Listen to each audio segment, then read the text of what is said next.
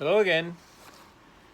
Today I want to talk a little bit about one of my favorite people that I've met in my life, Hugh Robison, who was my brother Jaime's father-in-law, Glorita's father.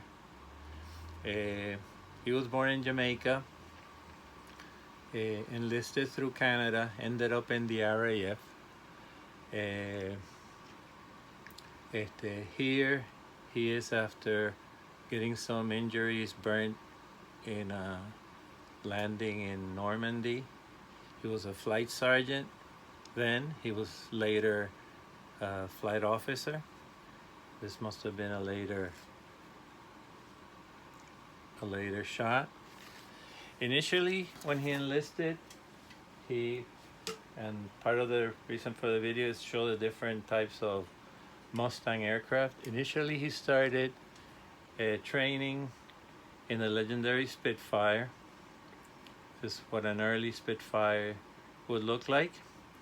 Of note is what they call the Malcolm Canopy, which is a very nice British design with a lot of visibility, and it's one of the features that made the Spitfire such a great aircraft. Later he moved on to Mustangs, and I wanted to talk a little bit about the Mustangs. The P-51 Mustang made in the US initially had what you can see here, what they call like a birdcage canopy. Not that great of a visibility, particularly backwards. In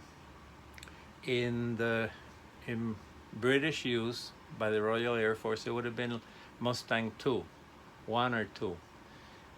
Then the British improved using one of their own engines and applying that Malcolm canopy that we saw in the Spitfire to the Mustang, ending up with something like this. And this is what the British would call the Mustang 3.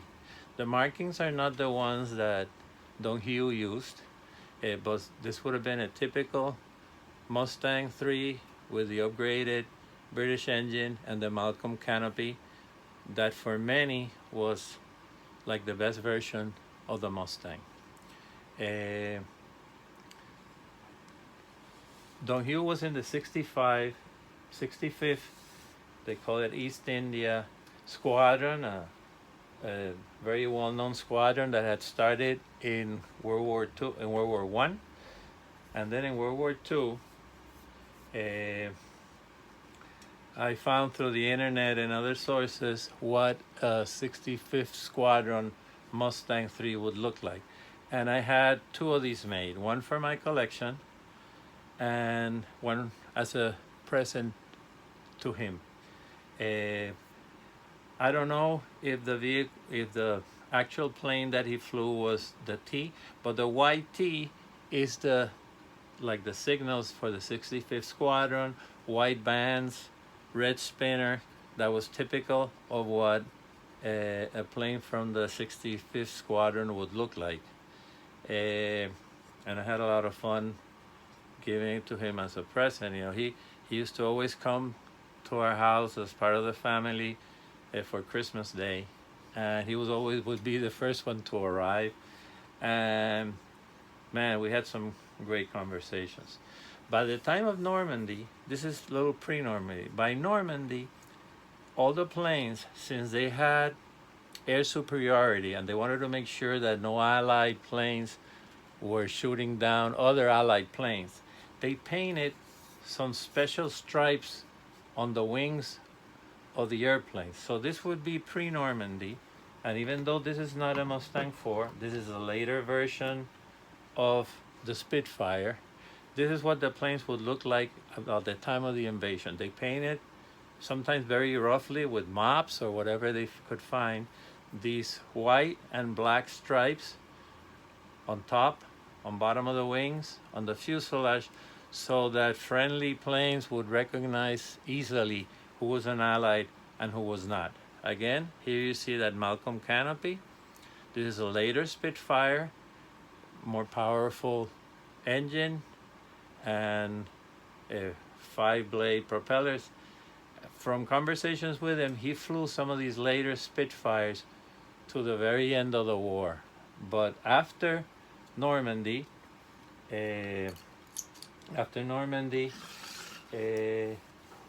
RAF then moved to what they used to call the Mustang 4, which in the US system was the D version of the Mustang. Here you see how the fuselage was somewhat cut down, so it had a bubble canopy with better visibility. But still, for many purists, the Malcolm canopy version of the Mustang 3 was even better than this one. I don't remember why, the details.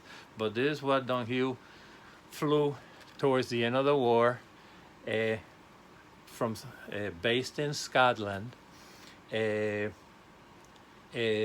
would escort bullfighters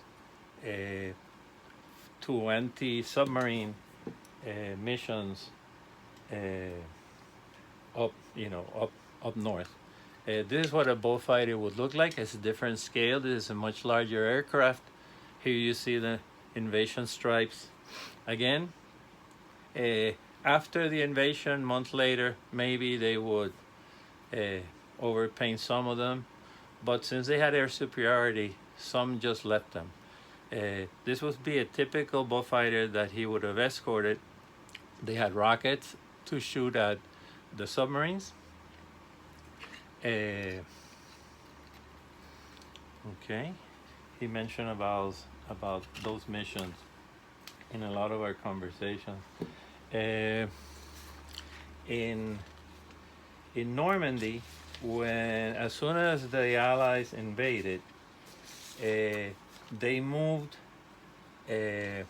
airfields to Normandy so that the airplanes would have a longer time over the battlefield. They wouldn't have to be coming from England.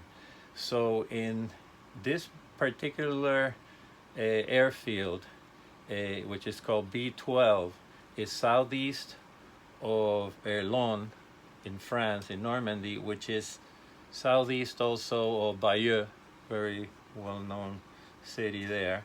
And they had this plaque commemorative of the 2 squadrons, or 3 squadrons actually, but mainly the 19th and the 65th, and his name is there, misspelled, but is there as a flight sergeant.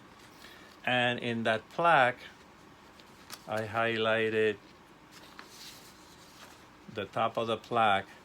You can see is that same Mustang 3 with a white T. In this case, they used an S. The different letters would be the different planes of the unit. Not necessarily one plane was special to one pilot. You know, the pilots would use whatever plane was ready to go. So there you can see, you know, this is this on the plaque, the Mustang 3 on the plaque, and this is the model of the Mustang 3. And finally, I was thrilled one day when Don Hugh gave me as a gift one of his RAF wings, which I treasure. That's all for now. Don Hugh, we missed you a lot, especially in Christmas time. We think about you a lot. Thanks for looking in. Bye.